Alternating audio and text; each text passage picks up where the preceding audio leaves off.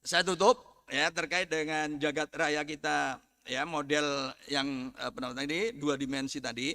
Jadi kalau jagat raya kita itu seperti permukaan balon ya, galaksi-galaksi itu adalah tempelan-tempelan kertas pada balon itu. Jadi begitu kita tiup, maka tempelan kertas itu menjauh. Nah, itulah galaksi-galaksi yang menjauh, expanding universe itu seperti itu. Jadi yang bukan kertas itu adalah ruang antar galaksi. Ruang antar bintang berada pada kertas itu sendiri. Nah, seandainya sekarang semut itu adalah makhluk 2 dimensi, hanya bisa melihat depan dan kiri kanan, tidak bisa melihat atas bawah karena 2 dimensi. Kalau 3 dimensi ya bisa melihat atas bawah juga. Misalkan ini kita anggap sebagai 2 dimensi. Lalu semutnya itu janjian, ya. Nah, ini ya. Kalau semut depannya ini kemudian terlempar, ya, semut depannya ini terlempar, begitu, maka menurut semut belakangnya ini karena tidak bisa melihat atas bawah, kalau kemudian terlempar dari permukaan balon, maka semut ini berarti menghilang kata semut yang belakangnya. Karena apa? Karena tidak bisa lagi dilihat, begitu. Ya, menghilangnya kemana?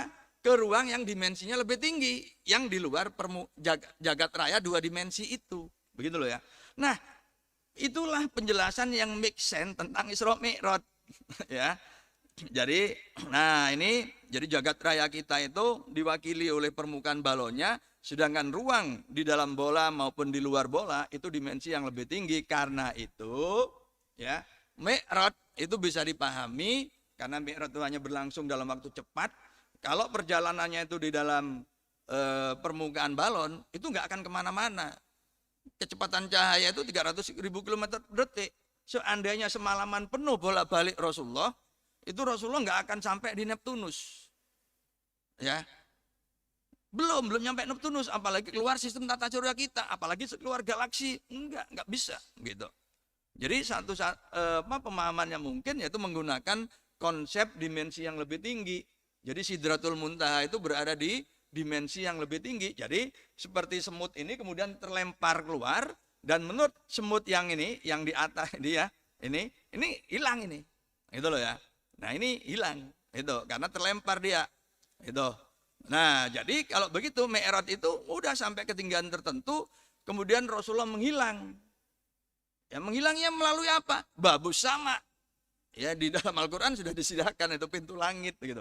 Dan pintu langitnya langsung nyambung dengan langit ketujuh yang gaib begitu ya. Yang gaib. Jadi udah selesai.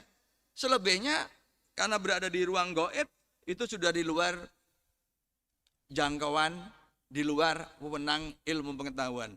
Karena ilmu pengetahuan Ibu Bapak punya wilayah yaitu di dalam ruang dan waktu. Hanya itu. Jadi kalau kita berbicara akhirat dan lain-lain, itu sudah di luar konteks ilmu pengetahuan. Ilmu pengetahuan sekali lagi terikat oleh hukum ruang waktu. Jangkauannya dari si ruang ya di batas ruang, waktu ya waktu. Ya, jadi tidak bisa keluar dari ruang waktu yang dikenal ya, ruang waktu, ruang dan waktu ya ini. Jadi karena itu Mi'raj ya udah pada ketinggian tertentu, nggak perlu sampai ke bulan, lalu lenyap masuk ke dimensi yang lebih tinggi. Selebihnya informasi yang kita terima harus bersifat nubuwah, wahyu, sudah di luar wewenang ilmu pengetahuan. Ilmu pengetahuan hanya bisa menjelaskan, mengantar pada penjelasan bahwa Rasulullah ya pada ketinggian tertentu lalu lenyap di ruang dimensi lebih tinggi. Seperti halnya kita terima bahwa di sekitar kita ini sebenarnya banyak malaikat yang bertasbih, beristighfar, ya, bertahmid, memuji ya keberadaan kita di majelis taklim ini, dan kemudian memohonkan ampunan. Tetapi ketika kita tadi masuk masjid ini tidak ada satupun dari kita yang kemudian senggolan, apalagi kemudian benturan batuk kita dengan batuk malaikat, gitu ya.